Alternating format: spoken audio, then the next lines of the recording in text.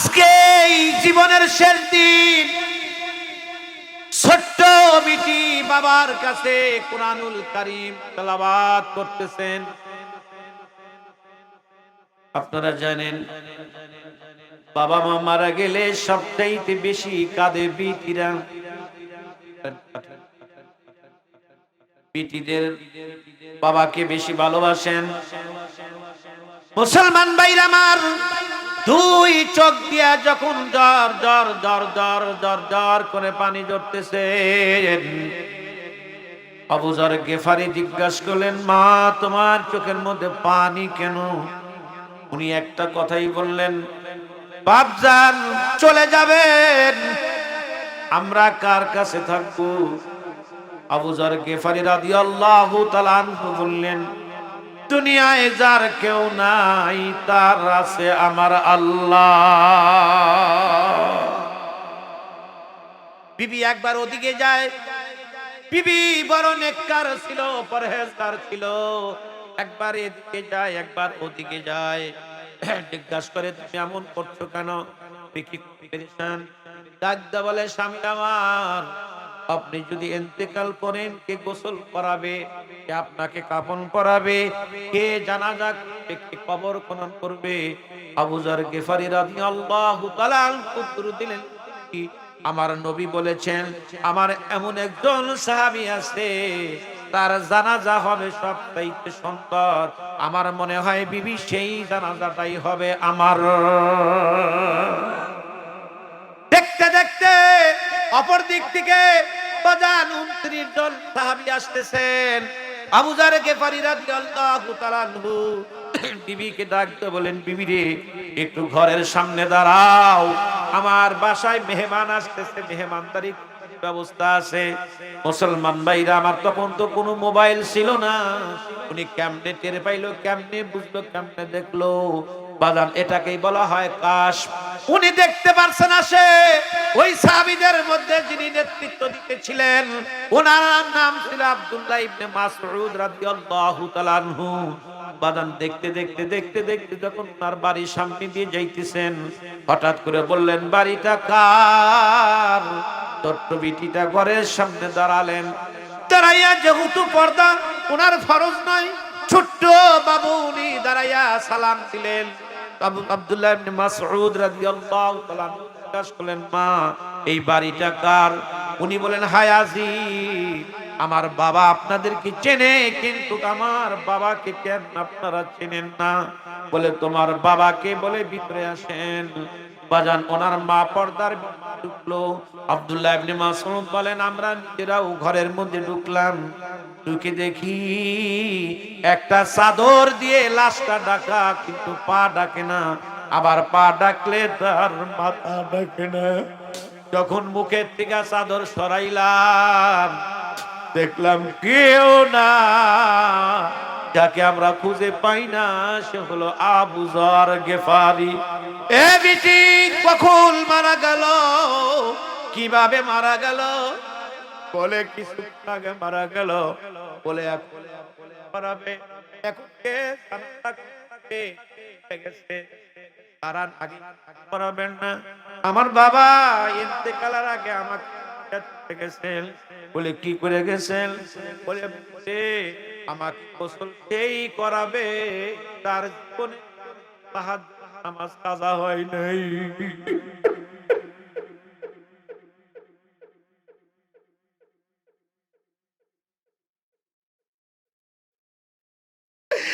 দ্বিতীয় নাম্বার, তিনি আমাকে কাপনের কাপন পরাইবে, আমাকে পরাবে, কাপন পরাইবে। সরকারের কাজে নেই, কারণ তারা সরকারের কাজে নিয়োজিত। তাদের দ্বারা ভালো হয়, তাদের দ্বারা খারাপ হয়। অতএব তারা যেন আমাকে গোসল না করায়, আমার জানাজা যাতে তারা না করে, অতএব আমার বাবার গোসল তিনি করবেন, যিনি জীবনে কোনদিন তাহাজ্জুদের নামাজ কাজা হয় নাই। ওই 29 জনের মধ্যে একজন আনসারী সাহাবী ছিল, বড় গরীব মানুষ। উনি কাঁদতে কাঁদতে সামনের দিকে অগ্রসর হইলেন। আর উনি বললেন, মাবুদ রে, আমার আমলটাও ফাঁস হয়ে গেল। উনি বলেন আমিরুল মুমিনিন, যদি আপনি অনুমতি দেন আমি আনসারী সাহাবী নিজের হাত দিয়ে আমি গোসল করাবো, কারণ আমার তাহাজ্জুদের নামাজ আল্লাহর ফজল ও করমে কাজা নাই। 2 নাম্বার, আমার এই গায়ের চাদর দিয়ে তাকে কাফন দেন। আমি গরিব মানুষ, এটা আমার হালাল টাকা দিয়ে টুকে না। বাদান গোসল করাইয়া বাবারে কাফন দাফনের ব্যবস্থা হয়ে গেল।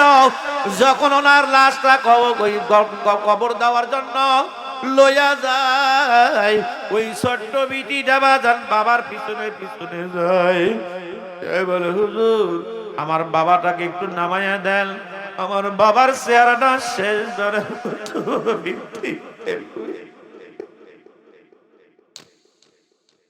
কবরস্থ করার পরে তখন তো ছিলেন ওসমান গনি রাদিয়াল্লাহু তাআলা আনহু খলিফাতুল মুসলিমিন। তখন সাহাবায়ে কেরামের জামাত হয়ে গেল।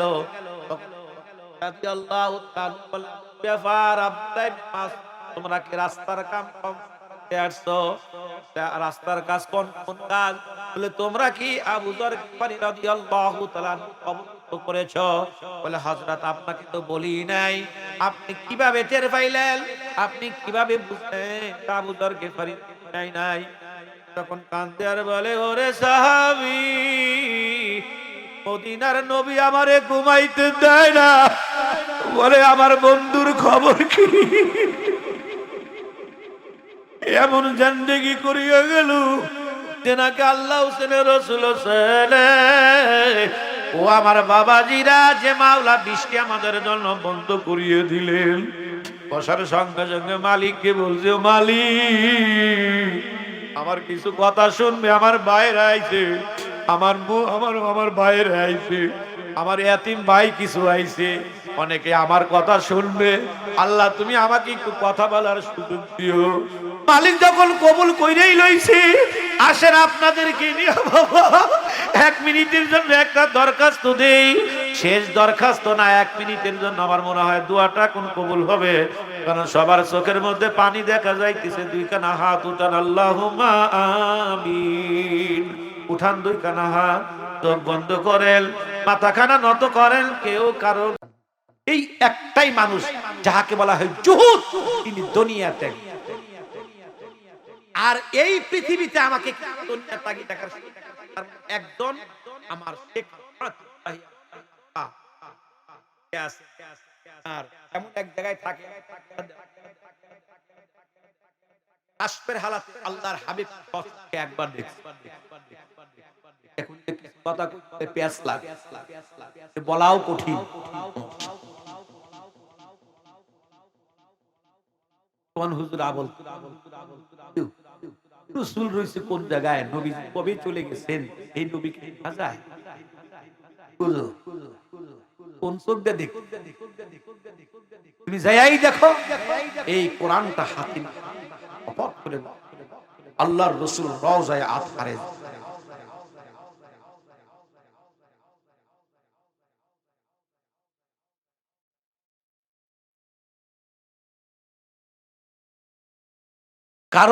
কারোর জন্য মদিনা ৫,৫০০ কিলোমিটার দূর, কারোর জন্য মদিনা চোখের সামনে।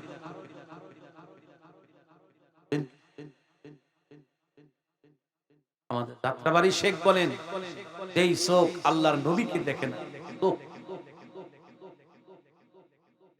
আল্লাহ আমাদেরকে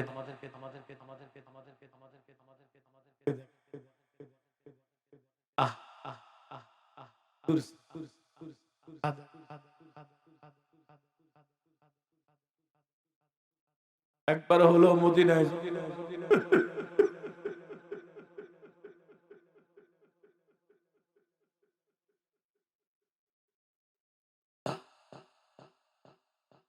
আল্লাহ আরে কই কাদেম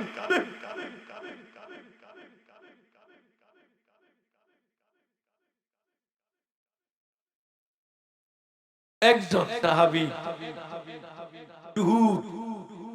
দুনিয়া ত্যাগী, দুনিয়া যাকে স্পর্শ করে আহারে ত্যাগী। আমরাও খালি ওয়াজি আমাদের একবার আমরাও বুয়া। আরে আমরাও বুয়া। আল্লাহ, এই কবরস্থানের মধ্যে বসে তোমার মাহবুব বান্দাদেরকে নিয়ে আমি দরখাস্ত দিলাম, আল্লাহ তুমি আমাদের বুয়া বানাইও না।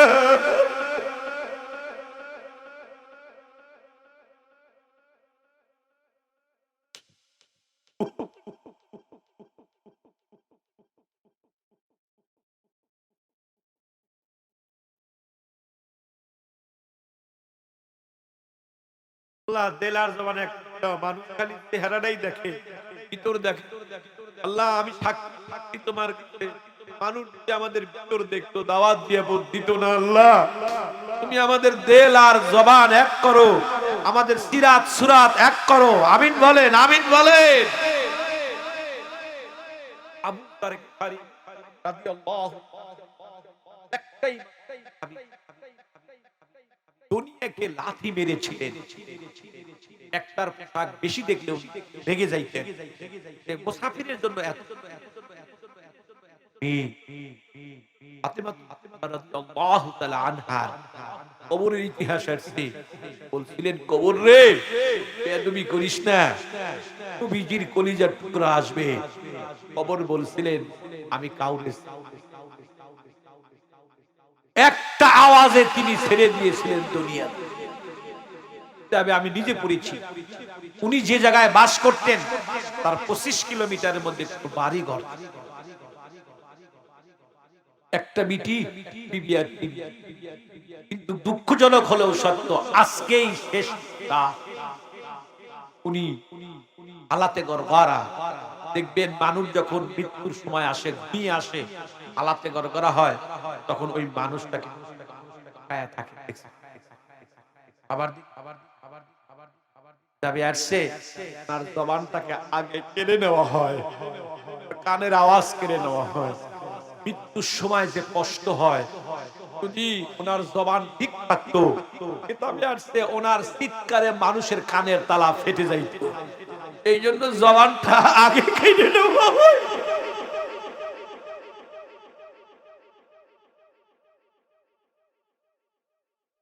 মনটা নরম, একটু পানি। আমার দিল বলতে মাহফিল আল্লাহ কবুল করবে। যদি এলোমেলো মনে হইতেছিল, হয় এখন মাহফিলটা কবুল হইতেছে। এই জন্য বাবা এমন একজন সাহাবীর কথা বলতেছি, তার ফায়েজ ও বরকত আমাদের নসিব হবে। এমন একজন সাহাবী, মানুষ যখন ইন্তেকালের সময় হয়, মানুষ কিন্তু বারবার জিনাই দিয়ে মুখের মধ্যে পানি দেয়, গলার মধ্যে ঢোকে না, কালসি দিয়ে বের ঢোকে না। কি জানি কইতে চায়, কইতেও পারে। আমি দেখেছি আমি চোখের সামনে একজনের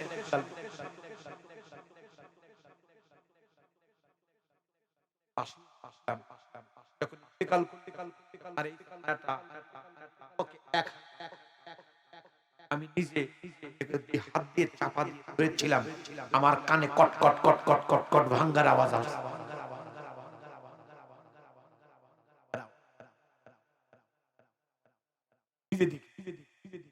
আবার এমনও লাশ দেখেছি,